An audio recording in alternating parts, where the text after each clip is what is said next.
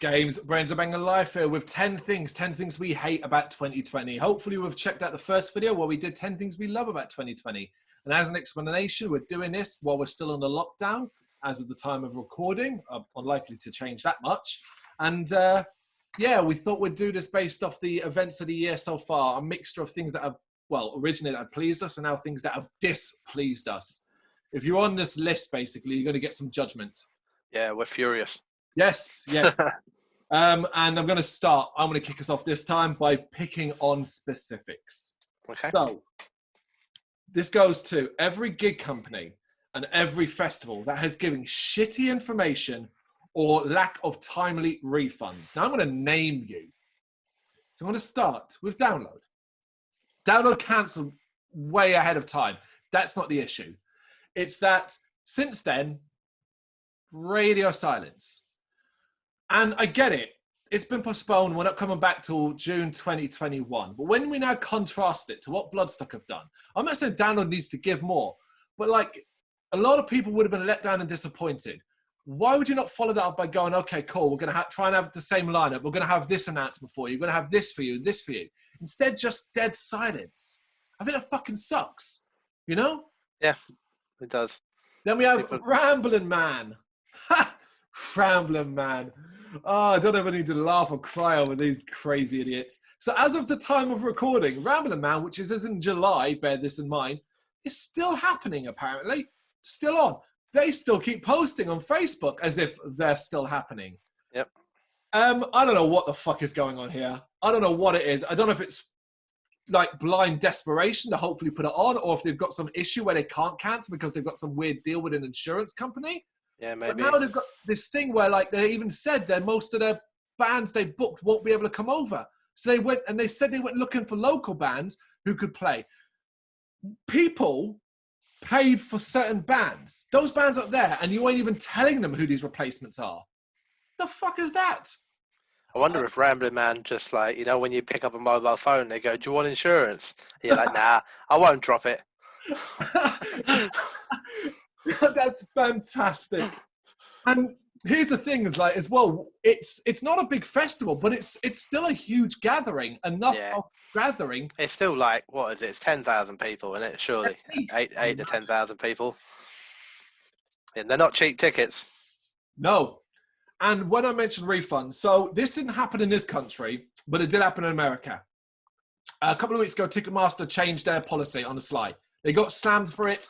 But they've got away with it because they're Ticketmaster. They changed their policy, which basically meant you could not ask for a refund if your gig had been postponed. Mm-hmm. So they would only give refunds for cancellations. Put a lot of people in problems because postponements don't mean you've got a new date. Doesn't even mean if you're going to be able to attend. A real problem on that front. They didn't do that in this country, but they might. The reason why I think they haven't needed to do it in this country is because the companies do it themselves. And I'm going to name BST Hyde Park, British Standard Times Hyde Park events. Now, if you know this event, these are the ones that run in Hyde Park. And to be honest, most of the time they're not for us. They are an eclectic mix of artists where sometimes you might get a rock band or so on, which was the case this year. Pearl Jam were going to be one of the headliners with so on. Anyway, that got cancelled over a month ago, more than over a month ago. And basically, it said cancelled. So, cool. That was almost £200 for 2 tickets. I'll have that money back, please. Today, I've still not received a refund. What I have done, though, is received 2 emails telling me that, one, they were waiting for the money to come back from the company they gave it to, which is, what? And now the latest was, yeah, we're not going to give you a refund just yet because we're actually postponing it and going to announce replacements for 2021. After this date, if you still want a refund, you can get a refund. Yeah, so it'll start the 28 days again. It's like, are you fucking serious? And here's the thing, like you can go, well, Carl, you like music. Why would you not just wait? Because this is BST Hyde Park. That replacement for Pearl Jam could literally be Adele. It could be. Yeah. There's no guarantee I'm going to get a band I like at all. It could be fucking madness or in the band madness. It could be Meatloaf. It could be fucking anyone. It's that eclectic. Hey, guy, you hung on to your £200 tickets. Here's fucking goddamn pendulum or something. Drives me nuts. So yeah, the fact that I point out that Madness are awesome. But anyway, carry on. I love Madness. We don't know. That's one band we massively don't agree on. But yeah, just the fact that now here's the thing. Like, I am blessed enough that this isn't put me in a financial worry. This is money that was spent. I'm not worried about getting it back. If I get it back, great. I will get it back eventually. However, that is not the case for a lot of people who have been furloughed from work, who have lost their jobs and stuff like that. We've seen it with Bloodstock, where some people have said in the comments, I have no choice but to ask for a refund. I have no choice because that money will now come in handy to help them get through the next couple of months. So when they're dragging their heels, here's the thing that fucks people off the most. They're quick to take the money. Every payment I made for this was on the day, at the time, without question. But when it comes to getting it back, So yeah, a mix of poor information and the lack of refunding people quickly has put these companies and festivals in very bad stead with me. Absolutely. It shouldn't matter anyway. Circumstances are not, man. It's your money, isn't it? Mm-hmm. Yeah. It's your money. You pay for a service. The service can't go ahead. You say, I have my money back. They should give you money back. Sorry, I just remembered one more. I didn't write it down twice, but it's just flashed in my head. Well, this is not the band. I can't remember. I don't know who's in charge of booking this. Who the fuck is booking Faith No More? Yeah. That apparently is still going ahead, even though they've cancelled other dates around the world. On June 14th, is it? Apparently on 15th, apparently Faith No More is still going ahead at Brixton Academy. Yep. There you go. We'll all be there. And getting arrested. And they can't actually get into the fucking country. Yeah, I don't know how this stuff works, man. I don't sympathize with the festivals. I really don't. Yep. I certainly don't sympathize with Ticketmaster. No sympathy there whatsoever. In fact, I will go straight into that as my first one on my list in a second. I do sympathize. Oh no, I'm interested in how this stuff works. Like, even with Bloodstock, the fact that everyone knew it had to be cancelled. Yeah.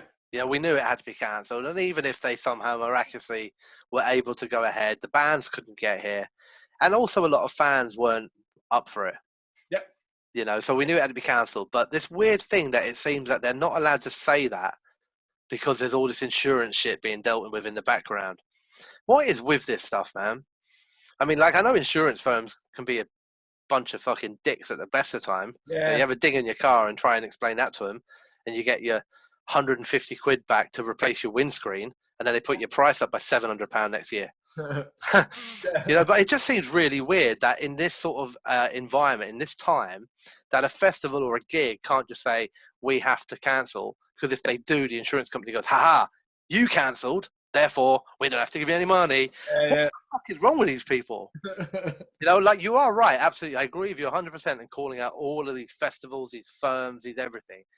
I would love to know who these dickheads behind the scenes are that control this shit, really. Yeah.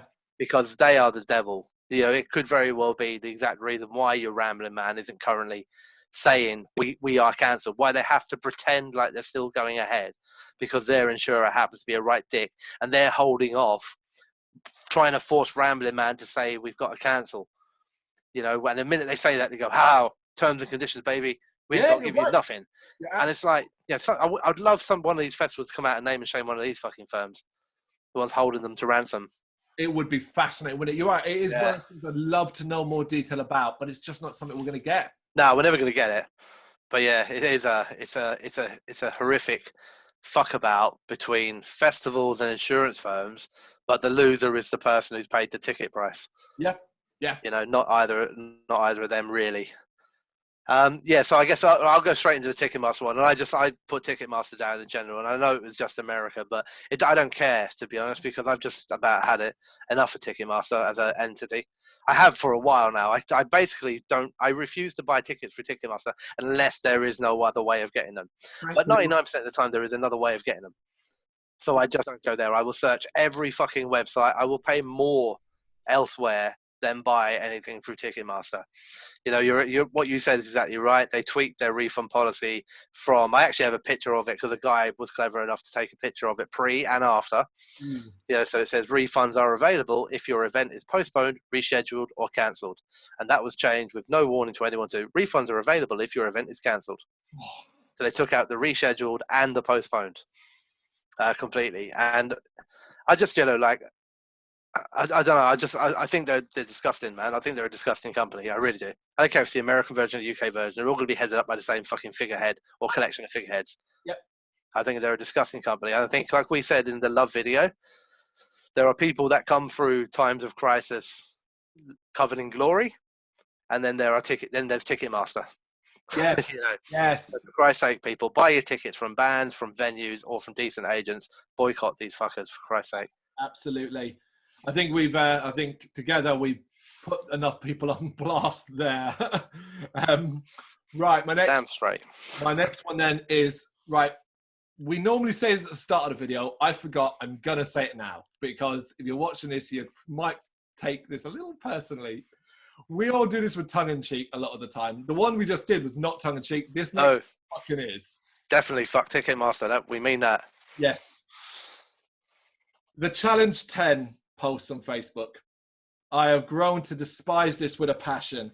And it's a mixture of things. And it's often 10 I've been nominated by so-and-so to post 10 album covers that impacted me. No information, no words, even though yeah. And then it's just that from 100 different people on my friends list every fucking day. I am very lucky that I am not really, as a person, I'm not on Facebook. I'm only there as a site presence, and I have to have my own page. Otherwise, I wouldn't be on Facebook. It's just a fucking ad platform anyway. Yeah. But this stuff is driving me loony, like where I'm snoozing people now because they finish one and then start another. And it's just, who cares? Who cares? And here's the thing. I'd care more if you actually put a reason why. If you were like, yeah, this album cover or this album means a lot to me because it helped me through this time or it was at this point. But all you're doing is posting a picture of Papa Roach's Infest. Yeah. Fucking goddamn an album from Death back in the day. And it means nothing to me because I know nothing about you because you've not added a story to it. And that is in a bigger one that's starting up, which is an A to Z. That's 26. No, I don't care. And there's an offshoot of that where there's things like the one that I find most infuriating is actually not music related at all. It's 10 days of 10 posts of happy non-COVID related stuff. And it's like, you can bury your head in the sand all you want. It's there. Do you know what I mean? It doesn't make a difference. But yeah, these challenge stuff. And that's the thing I think that drives me most as well. Challenge. I've been challenged. You've been challenged? For what? Fucking find a picture on the internet and post it. There's no challenge there. That's not a challenge. No, I agree. I agree that, very much. If there was a reason to it, it would be pretty interesting. Yes. Like, to see some guy putting a picture of an album or a film up and say, bang, this is why it had this massive impact on me. I'd be like, oh, that's cool. Yeah. But the A to Z stuff always makes me laugh because 90% of that thing, or say 50% of that, is people Googling something that starts with an F. Because they ain't got one. Yeah. Oh. When you get to Z. Yeah. Everyone's just got the same Z. Zebra head. Right, you're up next. Cool. Well, in the vein of hoping not to, but probably offending people. Oh, God. I actually left this one to last, so I was going to do it. It was like a mic drop, so I'll try and tone it down. And when I wrote this originally, and I took it out, don't worry, I actually named 5 people. But I took that out. And this is this overload of attention seeking. And it's specific. It's not the challenges, although I completely agree with you on the challenges. And I do think that maybe this is part of it, also me being at home, so I'm checking social media more often, or everyone else being at home, so they're posting more often. But what I am sick to death is, and I have been for all of my fucking life, but it's worse now, is attention-seeking posts that start with, this lockdown is getting to me, show me your T-shirts, or pets, or patch jackets, or nipples, or whatever the fuck you want to. I mean, I don't care how many people show me your t-shirt. There's little bits about it I don't mind. That's the thing. Like, if that post comes up once every fortnight, that's quite cool. Look at all the bands being promoted. Yay, go for that. But every other fucking day, Great. I don't care that you're wearing, what t-shirt it is today, or the ones who then come up and go, I'm just wearing a high vis. Because I'm aware. That wasn't the fucking question, was it, mate? Fuck off. Your cats.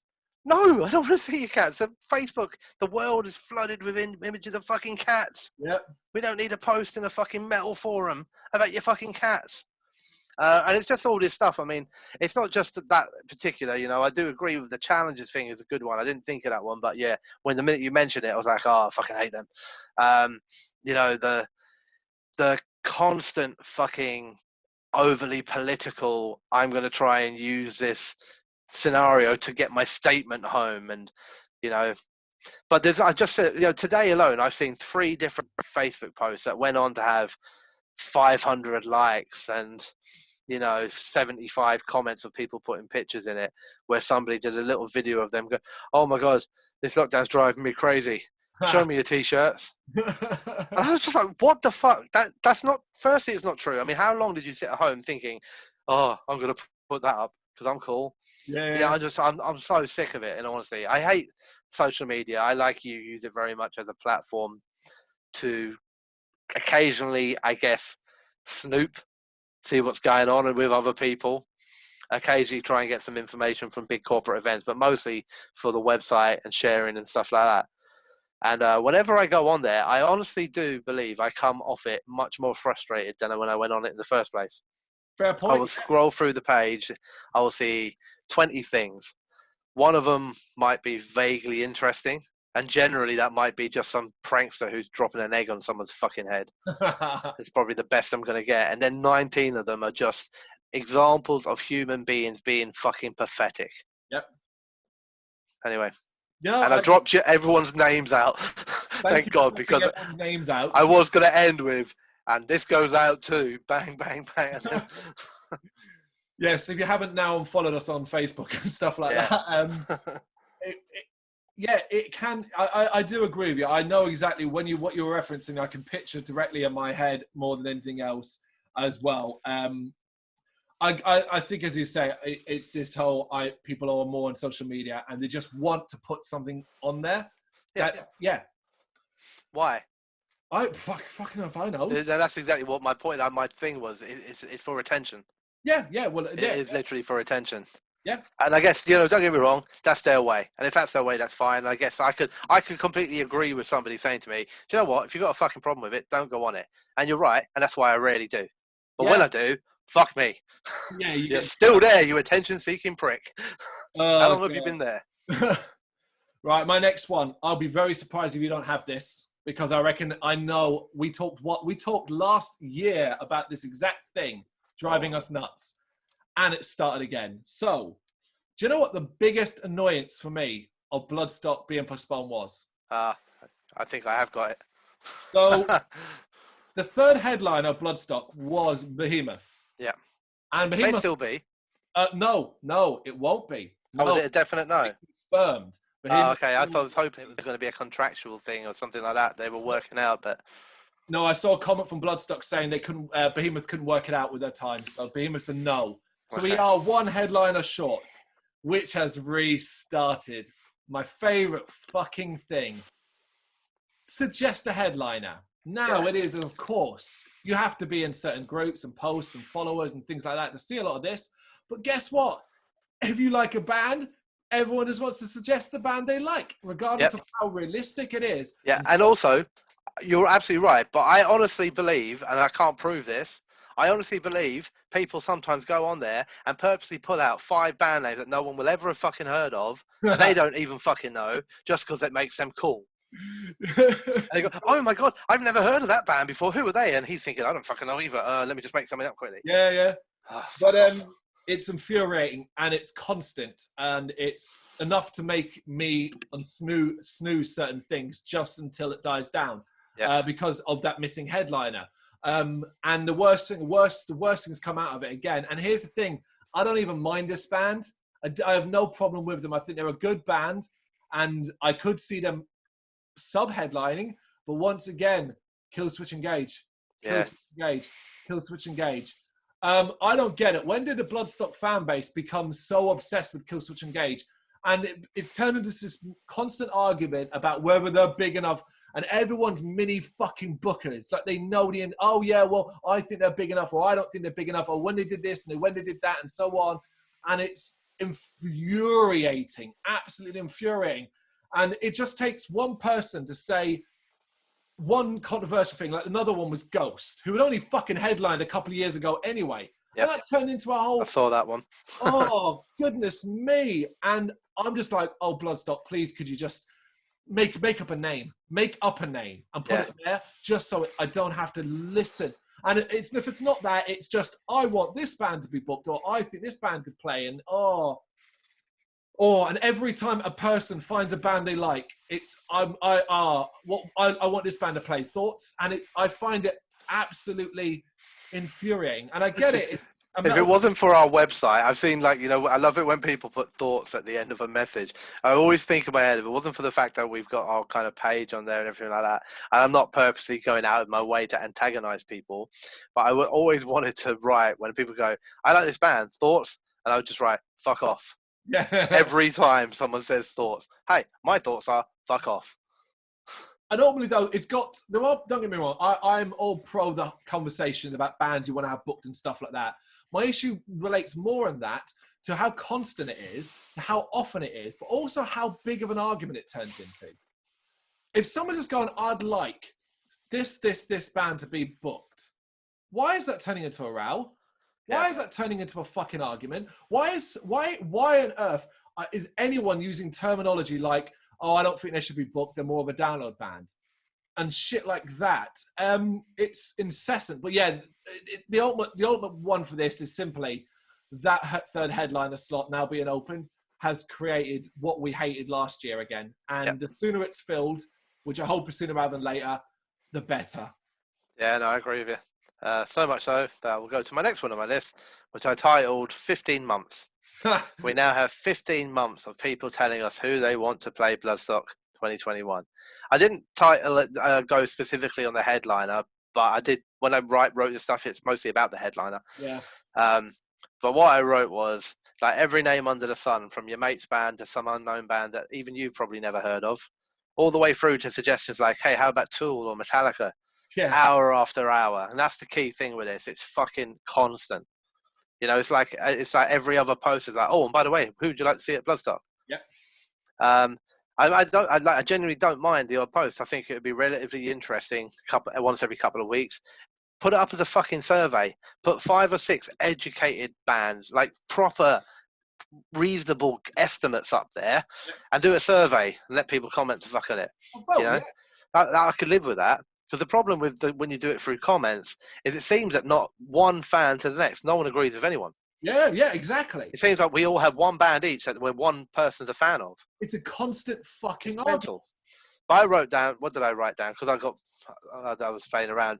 Well, even reasonable suggestions, but enough with I really love a band from Poland called Angry Nipple Tassels. I once saw them play to 3 people in a pub. They've got 2 great songs. I really hope they headline. Yeah. You know, enough with it. People are just so fucking dumb. And I think, do you know what the problem with it is? I honestly believe this. And I don't know if I believe this really happens. That's the truth. And that is that people believe that when they suggest things, Bloodstock read every comment and may reach out to that band and book them based on the fact that one guy said, I really like a band called Angry Nipple Tassels from Poland. Yep. So that's what they do. They come on there and they don't suggest bands they think would actually work well at Bloodstock. Mm-hmm. They go, oh, I'm going to drop my mate's band, or I'm going to, because Vicky's going to see it, or Adam's going to see it, and then they might book them. Yeah. And I think that's why they do it. But either way, my negative about this year is that we got 15 fucking months of this to go. Yeah. I should also point out to people as well who are aware of what we're kind of talking about in regards to this. Remember with the last time Killswitch Engage were the name being bandied around as a headliner? They weren't. After all your apparent massive champion of them, Devin Townsend, Judas Priest, and Behemoth were them. I should also point out quickly as well that we're actually both quite down with Killswitch Engage. I like the band a lot. Yes. This isn't a negative on them. This is just us being realists about their size and scale and where they would fit at Bloodstock. If they announce Killswitch Engage as a sub-headliner or a band down below that, I personally think, I'm all good with that.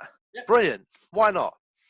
But just remember this, all you fucking metalcore haters and all your hatred of your Parkway Drives and everything like that. Yeah. We're now out there championing Killswitch. Both Bands that like each other and tour together. Yeah, who supported Parkway Drive when they played Alexandra Palace last February. So yes, this is not a GBHBL hatred of Killswitch Engage by any means. It's just a hatred of your unrealistic opinion of their scale. Yeah. And we all move on from that then. We will. Right. Yeah, you just went, didn't you? So yeah. Right. Yeah, we basically doubled up everyone so far, so this is going well. You won't have this one because this is horror specific. Okay, yeah, I don't have it. Right. If you read this review, you'd know this. And it's one of the only times where I decided I don't really care if this upsets the PR company at all. I went and slammed the PR company in the review, which I've never done before because I've never had a reason to. There was a movie that came my way called Evil Little Things. It was an anthology horror that, according to the press release, the front cover of the DVD, the video and all that, starred Zach Galligan, who you'll know from Gremlins. All right, yeah. And Waxwork and stuff like that, starred him.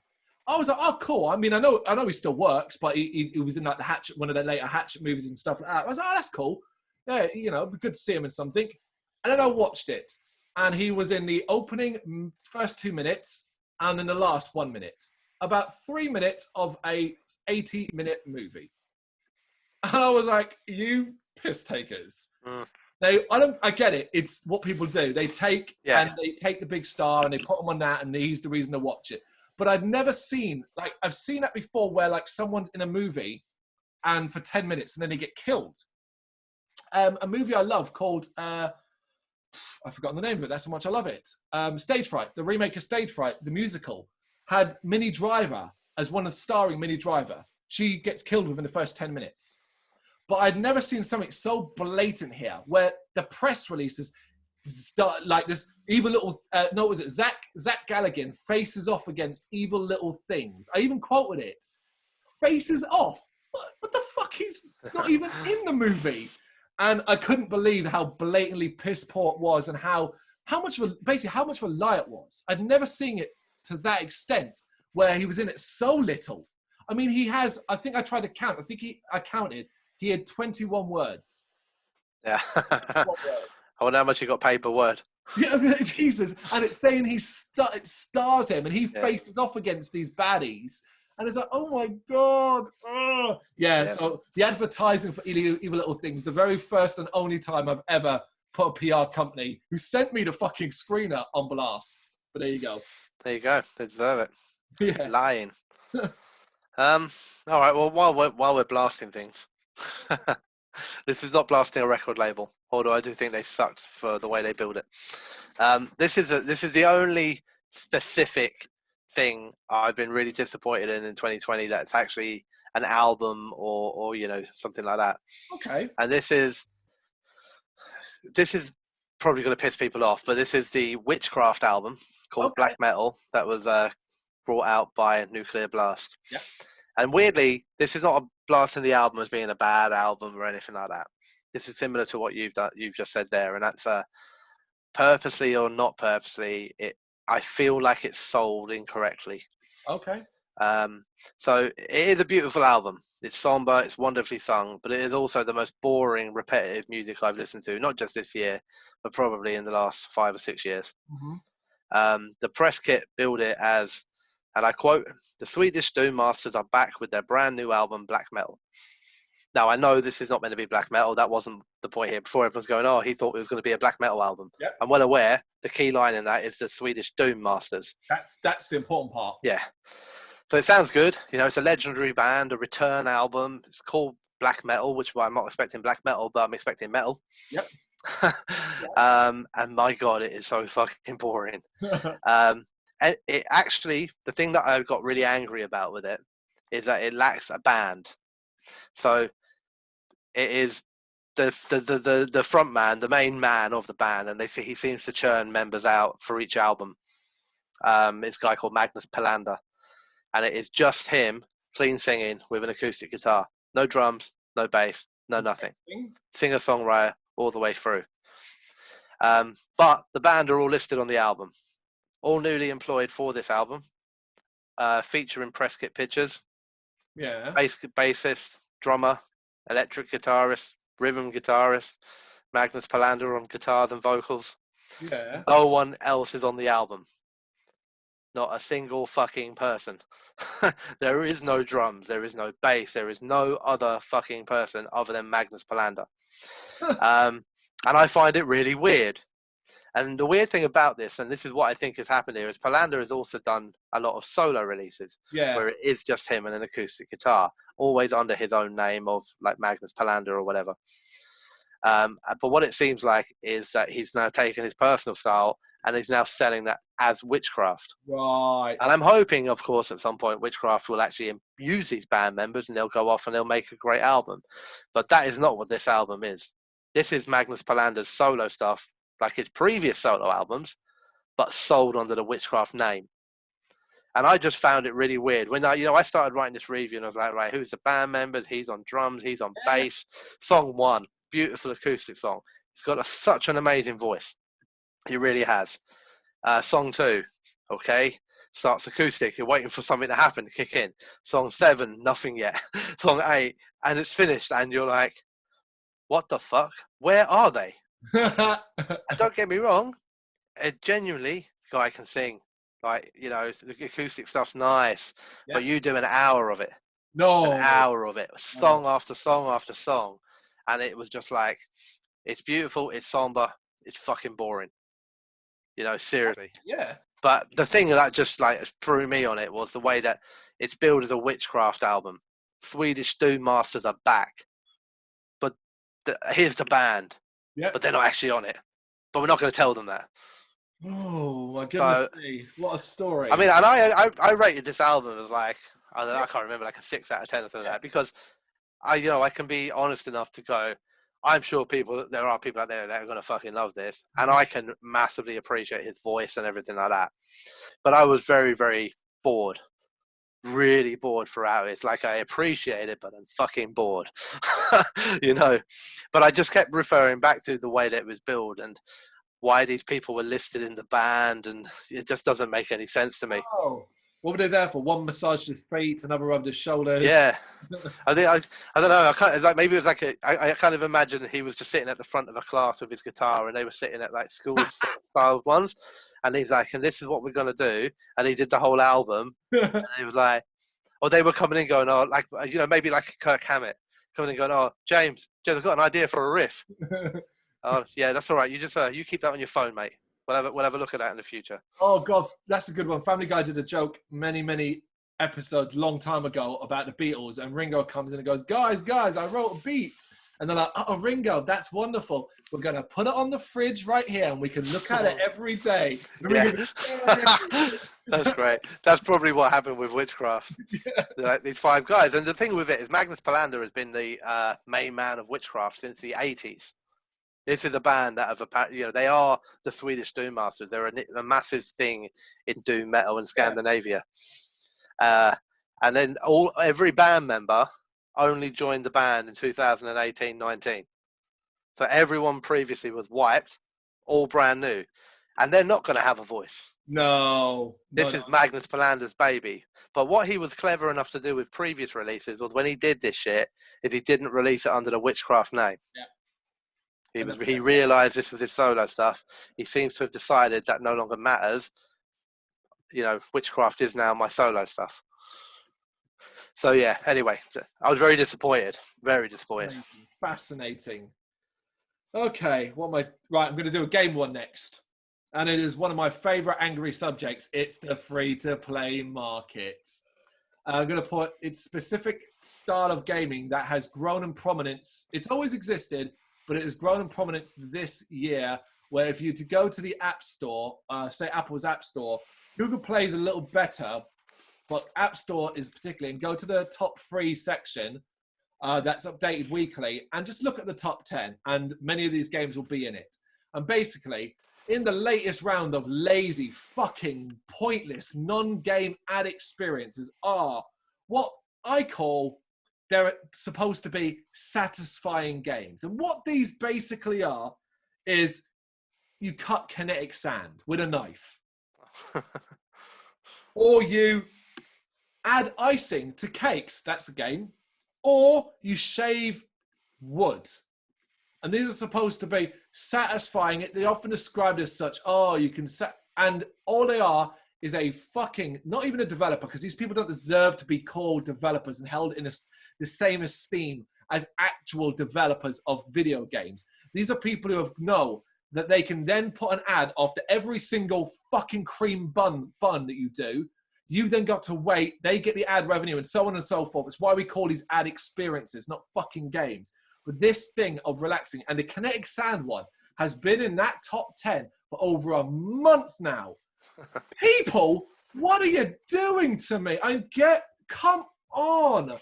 The free-to-play market has been a fucking sham. We have talked at length about it many times for years. But I swear to Christ, every time I think it can't get any worse or any lazier or any more pathetic, the fact that I won't even review these games, because what the fuck can I possibly say about them? I like a review to be at least 300 words, at least 300. It's the basic amount you need to get a decent SEO score. I cannot write 300 words about cutting a sound block, which isn't me saying how shit it is because it's ads. Otherwise, it's the same fucking thing over and over again. But yeah, this has, it's risen to prominence this year. Fucking these games. I haven't experienced them, thankfully. I don't think I want to. Yes. Yeah, it sounds pretty bad. Mm-hmm. What should I go for next? All right. This is a bit more tongue-in-cheek, I guess. But I did read this line, and my first part of it, I was like, yes! And then I ended with, ah. Oh, okay. Right. So I'm gonna read it out how I read it, okay? And you'll probably feel the same. Lamb of God have teamed up with Brewdog to create a new beer called Ghost Walker. Yeah, man. All right, cool. Yeah. It's non-alcoholic. Exactly. I was like, that's cool. Go to the Brewdog, like once it's back open. I'll have a you know, yeah. The one around Canary Wharf has always got about 6 people in it anyway, so there's plenty of good social distance in there. And the bar's huge, like wide. So yeah. I'm 2 meters away from the barman. I was like, oh, drinking a Lamb of God beer in there, that'd be pretty cool. Yeah. And then it was like, it's non-alcoholic. And it was like, don't get me wrong, it's cool that they've done that for the for people. But for me, it was like, oh, heavy metal beer and Brewdog. Damn it. I like it. Very good. Okay. Bit more serious in this one, and we're back to another festival. However, I'm not slamming the festival as a whole. I think they made a mistake and they were unlucky. But I am going to slam a band who were part of this festival. So we are talking about Slam Dunk, which was, of course, going to take place in May in Leeds in the north, and I can't remember the other place. I was going to be going to the north. Me and my son, Dan, were going to go up there. But, of course, life changes. It got postponed. Before that, though, one of the bigger bands that were playing were The Used. Now, if you're watching this and you know the story already, you're probably rolling your eyes and going, oh, fucking hell. But yeah, so basically, The Used pulled out and put out a statement that might have been the dumbest statement a band ever put out. Because although it was long-winded, it amounted to, basically, we pulled out a Slam Dunk because we got a better offer elsewhere. And the comment section just went mental, as you can imagine. It was not good press for them. It didn't look good. I'm sure the opportunity they got was worth it in that sense for the band, and I'm not begrudging them that. But when you commit to something and then turn around and say, yeah, we're not going to be playing, sorry about that, but we got a better offer somewhere else, we're going to go take that instead. So fuck you guys, basically. Who on earth okayed that post? Like, come on, man. Yeah, that's pretty bad, isn't it? It gets worse. So, Slam Dunk obviously had to postpone. Now, I don't want to say foolishly, because I think they may have jumped the gun. They rescheduled it for September. Yeah. Which is not looking, let's be honest, likely to happen. And I think if they won't be able to postpone it this time, it'll have to just be cancelled outright. So there is that, and bands have already had to drop off the list, including an entire stage, a stage worth, which is a punk stage, because the band's not going to be able to come over. So that's already massive problems. But they doubled down on that horribleness by going, guess who's back? Because they can play in September. They used. And people just did their nut and were like, I hope it goes ahead, because I'd like to see the reaction to them coming on stage. Some people's comments were great. They were very funny about it and going, what Slam Dunk should now is turn around and say to them, oh yeah, sorry guys, we're kicking you off because we've got a better offer. But yeah, the whole new Slam Dunk thing has just been extra special this year. Yeah. Oh, I hadn't heard that at all. So there you go. Okay, what have I got? Okay, I guess my next 3 really are all probably just cheaping out a little bit, because I initially had them all in as one. And then I struggled to fill my list, so I split them into 3. So I'm going to start off with these. I guess are a bit more serious now. So things that I am genuinely. I'm trying to think what I've got. Yeah, I've got one kind of, I guess, jokey one, and the rest are more serious. Let's do the jokey one first and get it out of the way, and then I'll go all serious on everyone. And this is again on social media, but this is particularly instrument playthroughs. Yeah. Of songs, but specifically bass and drum playthroughs.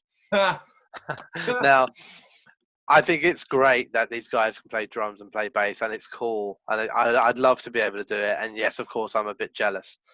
But when you do like a lead guitar or a rhythm guitar playthrough of a song, the great thing about it is it sounds like the song.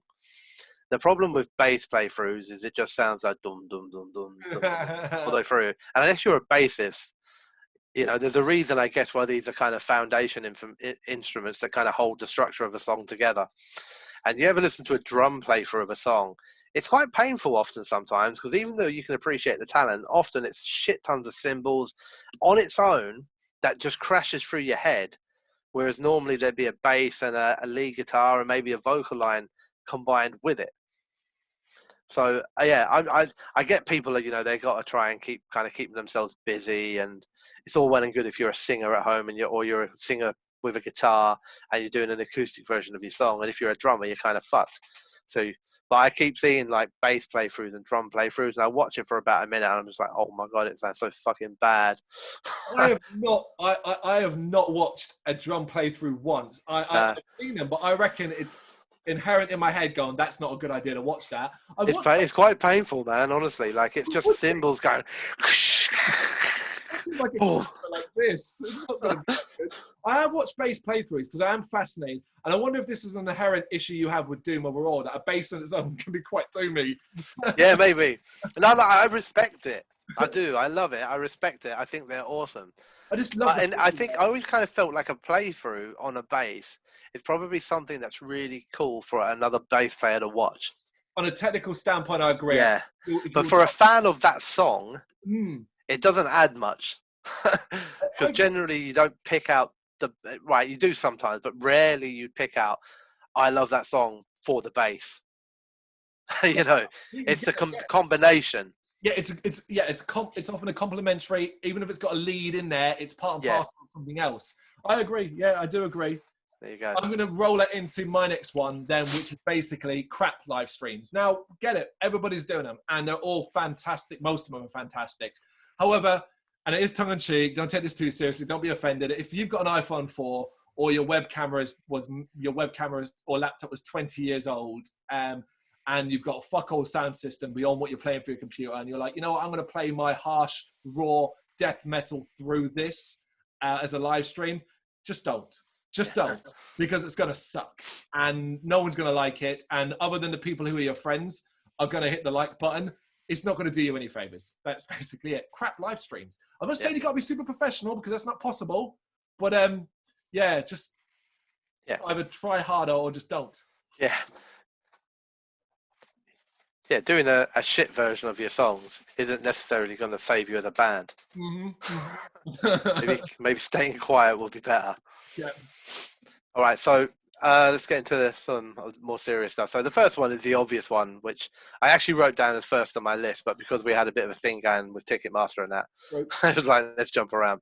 And this was like the obvious thing I've hated about this year so far is just the lack of gigs. Yeah. You know, it's just generally the worst thing about this year, and surely on any fan of live music's list, it just completely sucks. Yeah. I missed the whole thing. It's not just, I missed the beers. I drink. Obviously, I'm drinking, as you all see in every fucking video. But it's not the same. I missed the social aspect of it. I missed the music, the whole bucket list ticking, warm up beers before the gig, the pit. I genuinely feel like I've lost something. Like there's something missing. Like I've lost a limb or a child, or something like that. And this week it has been particularly worse because.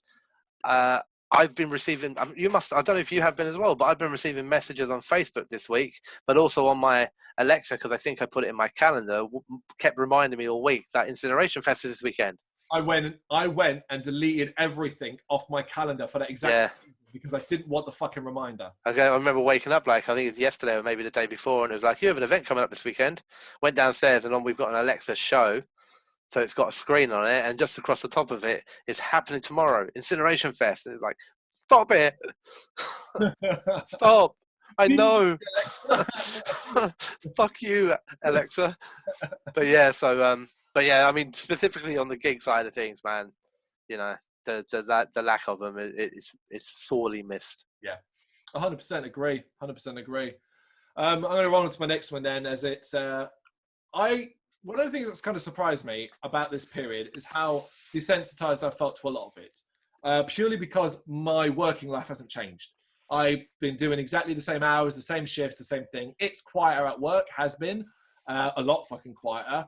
Yeah. But the same things that happen. I still receive the same amount of verbal abuse and threats of battering me around the head because I won't let someone through a gate for free has happened. It's, the same crap every day. I'm still expected to do the same thing. So I felt very desensitized, particularly in the last week as the roads have got busier and I've been driving to and from work, which has been a frustration itself. There's only one point recently where I realized, it kind of hit me hard.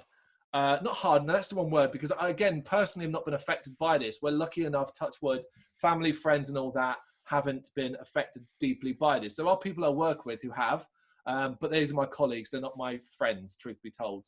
But Bloodstock. So Bloodstock being cancelled itself was postponed was a bad thing, but I was prepared for it.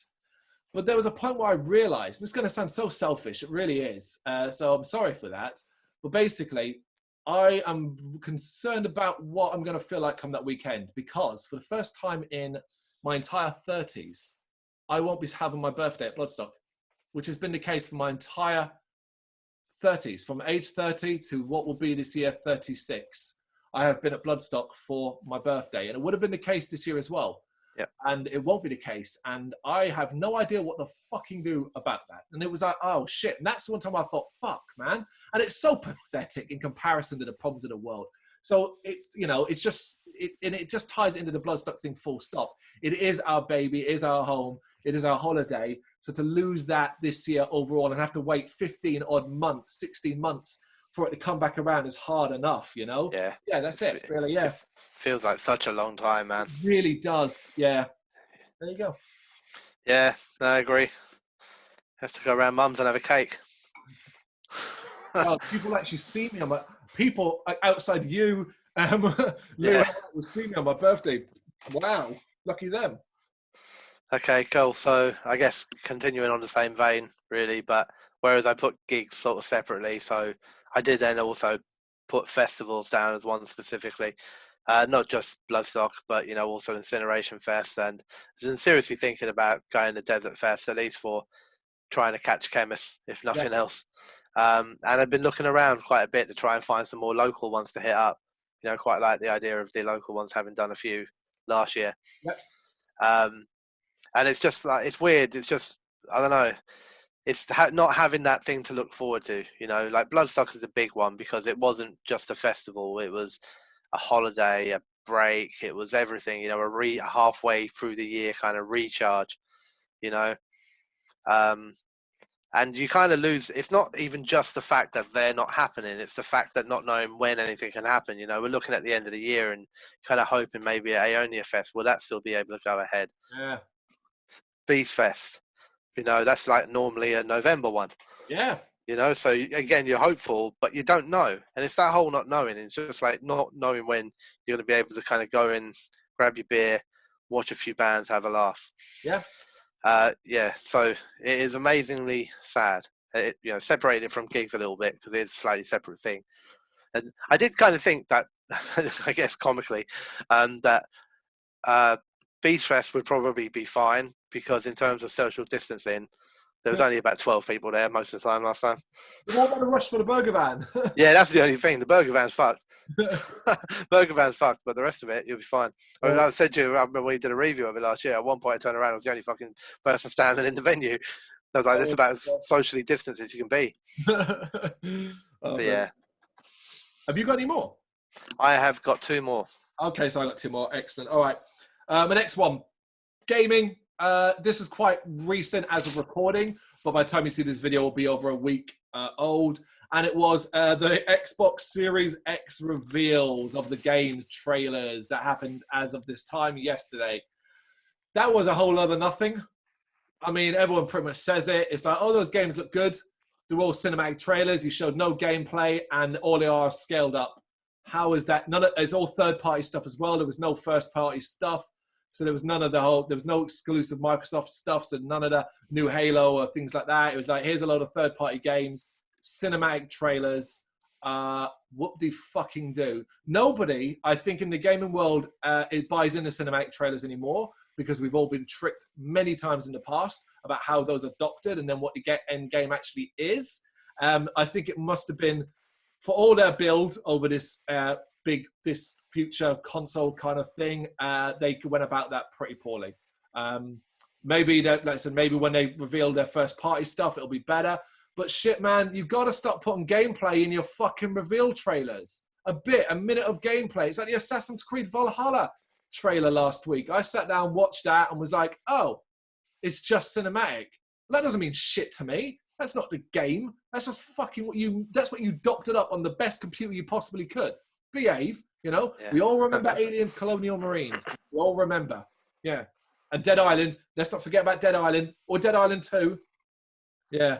So yeah, Xbox Series X, the third-party stuff. I just found it very underwhelming. I'm not as big a gamer, so it had less of an impact on me. And I'm really glad you mentioned Dead Island, because when you said, we all remember Alien Colonial Marines, I can promise you in my head I went, do we? That was so bad that a load of consumers in America tried to sue them. Oh, really? And they're like, I think it's false advertising, yeah. Good on them. Hopefully someone sues fucking Ticketmaster. Bastards. Sorry. They've got a warehouse full of lawyers, man. Yeah, I bet they have. Just roll one out. They've probably got so much experience of being fucking sued. Okay, so I've got 2 left then. My first one is my last of my, I split that one out into 3. Oh, okay. Which is the, but I do genuinely mean this one, and I mean them all, but it's the loss of Metal to the Masses this year. Not just from the Bloodstock perspective, but I love this event. I think it's a fantastic event. I don't even care if the bands ended up playing at Bloodstock. I love that they do. Yep. But the event itself is a thing of its own, I think. I love the fact, I take a great pride in our involvement in it. I find it a massive source of finding new bands to get into. Yeah. I really, really love that. Not just, literally all the way from the start of it and all the different ones, whether we're involved in them or not, seeing the bands coming through, being like, oh, I'm going to check them out. Yeah. Seeing videos of bands going up on Facebook and, it's such a big deal. Stretches on generally for the best part of 6 months, or for 3 to 6 months. So it takes up a big chunk of your kind of metal calendar as well. And then obviously it all kind of culminates in the Bloodstock thing. But yeah, I'm really sad that it's not going ahead this year. Yeah, I agree. Yeah, absolutely. And I hope all your venue owners and your Metal to the Masses, people who run that shit, just knuckle down and prepare for 2021. Make it bigger, badder, and better as best you possibly can. Yep. One more, and it is not related to anything on this. I actually crossed one out and swapped it with this because it popped in my head, and it's a chance for me to put this company on blast. Even though I am one of thousands, tens of thousands who have done this, people who don't follow it may not be aware of this, but I really want to mention it just so people go, "What a bunch of cunts." Yes. WWE. World Wrestling Entertainment, the biggest wrestling company in the world, the behemoth. That is that company. Whether you like wrestling or not, you know of the WWE. All your favorite wrestlers came from there, be it your Hulk Hogan's in the back day to the Rocks, the Stone Cold Steve Austins, to the modern day people. How, obviously, wrestling has been decimated by the current crisis. Have you seen any modern wrestling shows by chance? Caught any footage? Of course, some footage. About how modern are we talking? In the last couple of months. Yeah, I've probably seen some stuff on Sky Sports and that. Right, so you would have seen the current system of no fans in the audience. Oh, no, I haven't seen anything like that, no. Right, so the two major promotions, WWE and AEW, are running non-fan events. So the wrestlers are still in the ring, doing the matches, doing the angles, but there's no fans there. WWE had to move into their performance center, which is their own home base of operations, and they're running the shows from there. And AEW doing a similar thing. It's that AEW uses other wrestlers socially distanced as fans. So that's quite a bit more fun. I'm not getting into which is better, AEW, but WWE. And it relates to how they got themselves declared as an essential service.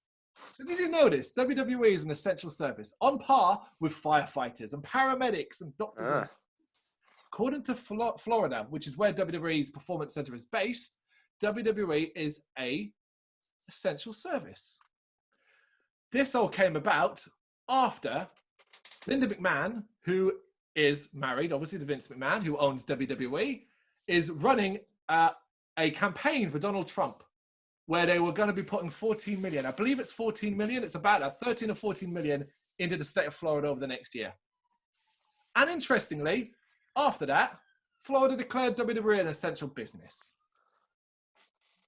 Yeah. There's politics for you. Modern day politics. So yes, that's pathetic in itself. But then there are other things. There's lots of little things. An unnamed employee who obviously kept his name anonymous said that while they were basically being forced to work under the whole, you don't have to work, but if you don't work, you know, it could reflect badly on you, that kind of thing. There was the whole thing about them going live. And that was a big hoo-ha over whether they should be running live shows and in fact should just be doing them pre-recorded and pre-taped. There's a recent one which is up in the air where they seem to have edited a wrestler out of a lot of video packages. This wrestler had leukemia back in the day. And so he chose to not attend WrestleMania and wrestle and stuff like that because he was worried about his health. And he's now been edited out of a lot of the videos, and people are saying like, what are they doing there? That's disputable. I'm not getting into that. But yeah, basically WWE during this pandemic have behaved like shits, which is not surprising, but yeah. There you go.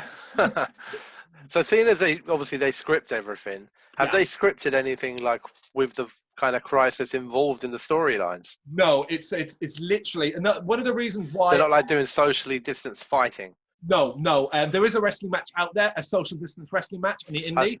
Check it out. It's fucking hilarious. I have seen that, yeah, the 2 meter distance rule being observed. But no, WWE's way of thing is never acknowledging it. And that's actually a reason why people think the wrestler's Roman Reigns. The reason why they edit them out is because if they acknowledge Roman Reigns exists, the character, they would have to acknowledge the reason why he's not there. Bear in mind, he was supposed to be in a world title match at WrestleMania. If you acknowledge why he's not there, you have to acknowledge the entire situation. If you acknowledge the situation, you start shining spotlights on what are you doing exactly, because you've got wrestlers, backstage officials. If football can't go ahead, if football or hockey, a massive American sports can't go ahead, how can wrestling? Yeah. There you go. Money and connections. Money indeed. All right, so my last one then. Staying serious, I guess, and this is just like my worries really about everything and the lasting impact it might potentially have. And I worry about bands disappearing, the venues closing, shows being quarter filled at best if it comes back. financial impact in the bans that will last for years, but the Yep. help won't. You know, things like the Bandcamp fee 3 days, that will start stopping as social distancing starts being eased. Of course. But it won't be enough. You know, these losses made by bands over this time will last for years. Mm-hmm. You know, trying to recuperate it, and all the help that's being offered during this time, just like the furlough scheme having to be rolled back and everything like that. All this help will be as well. You know, and it'll just come too quickly. And it's going to kind of basically come down to fans to drag bands through this by promoting them, by buying their stuff, going to see them, everything like that. And I guess more than anything else, though, is I worry about all of that purely because we weren't particularly good at that before the virus. Yeah. Yeah. You know, then you kind of worry that, you know, one part of me thinks that very first show that gets announced when you're allowed to go to them, you know, I'll go as long as it's the band I like. Yeah. But, you know, but how many people will want to go but not feel comfortable going? And Is that, yeah. you know, I don't know where this is all going to end up, man. So one of the worst things about this year for me is just the general feeling that even if things start returning to some form of normality by the end of this year, that it could be Couple of years. 10 years, man, before. Well, you know, it could be a couple of years before things start feeling normal. Yeah. But how much are we going to lose on the way? Potentially a lot. Yeah. Yeah, not just it's you know, like we've spoken about venues, bands, festivals. There can be a fair few of these festivals, smaller ones that may not recover. Yeah. And come back. Yeah. You know, it's going to be massive. It's going to be absolutely massive. So there you go, and that sucks. Fuck you, 2020. Yeah. On that light-hearted fucking closer. Back to the beer. On that light closer, there we go. There's our 10 things we hate about 2020 up to this point.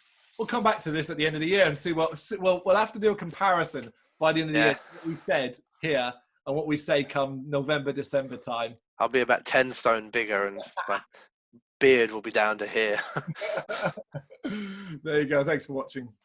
Thank you very much for watching. You can check us out on gbhbl.com as well as on Facebook, Instagram, Twitter and Tumblr. Go to Patreon to help us out over there. That's patreon.com/gbhbl, as well as Big Cartel, where you can find some of our merchandise. We have a podcast running on SoundCloud and Apple Podcasts. And of course, if you like this video, do us a favour, hit the subscribe button and help the channel grow. Games, horror and heavy metal. What else is life for?